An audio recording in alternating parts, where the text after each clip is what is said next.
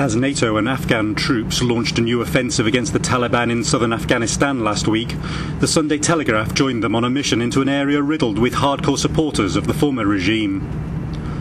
Before the military onslaught began in Kandahar province, a specialist team planned to venture out into 3 villages to assess what could be done to assist the return of people driven out by the fighting.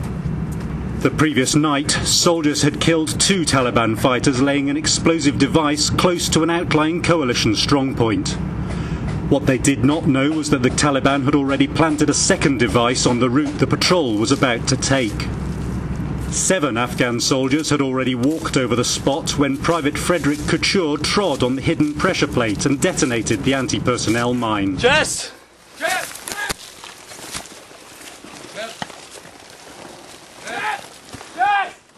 The blast took off his left foot and shrapnel tore into his right thigh and face.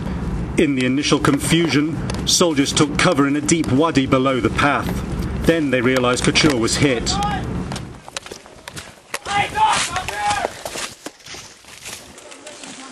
gonna be alright, Jess. Just look at this. You're gonna be alright, alright? No, no! Yeah, no! Jess, stop! No!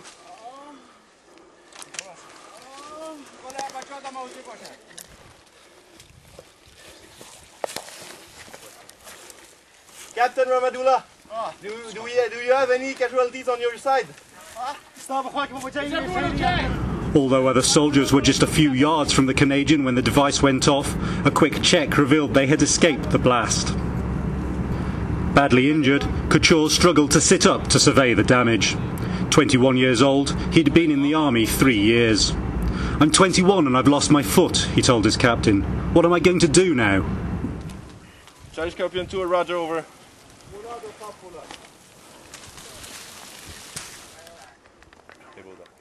Charlie Scorpion 2, acknowledge. Ils veulent qu'on stabilise, qu'on l'évacue jusqu'à Summit.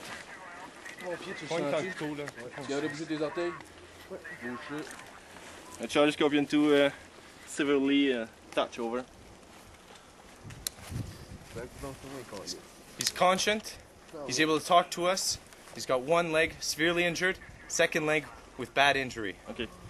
Charlie Scorpion 2, he's conscient, he can talk to us. He's got one leg severely Both injured, legs, yes. And one other... Keep you guys looking, okay? We're gonna bring him back, and then when you see that we're back there, come back yourself, okay?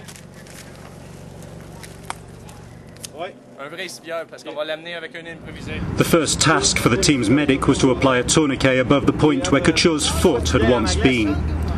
Although he was bleeding heavily, the heat of the shrapnel had cauterized the wounds in his thigh, and they were quickly able to stabilize him.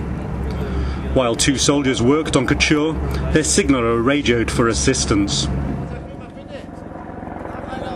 After several minutes, the soldiers lifted their injured comrade onto a sheet of plastic and carried him down into the wadi below, where he was transferred to a stretcher.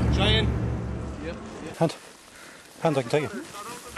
Couture was passed up to more soldiers who had arrived on the path above, but those trapped in the wadi had to scramble up a sheer muddy bank to reach safety. As the stretcher team approached the waiting ambulance, they triggered a flare to indicate their position.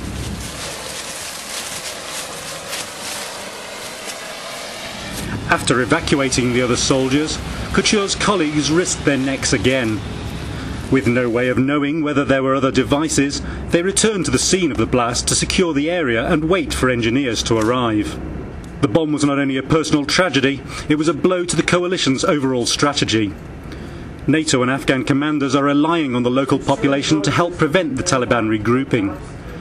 Only the day before, they met village elders from the area to try to convince them it was safe to return to their homes. Some population and have a greater degree of security. As NATO forces moved into position last week for the start of the new offensive, codenamed Operation Falcon Summit, joint Canadian and Afghan patrols pushed deep into the countryside in the Pashmul area north of the former Taliban stronghold of Panjwaii. Picking their way through the ruins of buildings destroyed in earlier fighting, they were looking for signs of the hundreds of Taliban fighters who are believed to have moved into the area. But if the coalition is to be successful, it will need to get the local population on its side. To do that, it needs to convince them that the renewed fighting will not once more lead to the death of innocent people caught in the crossfire. If it fails, then there will be plenty more attacks of the sort that put Private Frederic Couture in hospital and ended his military career. This is Gethin Chamberlain for the Sunday Telegraph in Masam Gar, southern Afghanistan.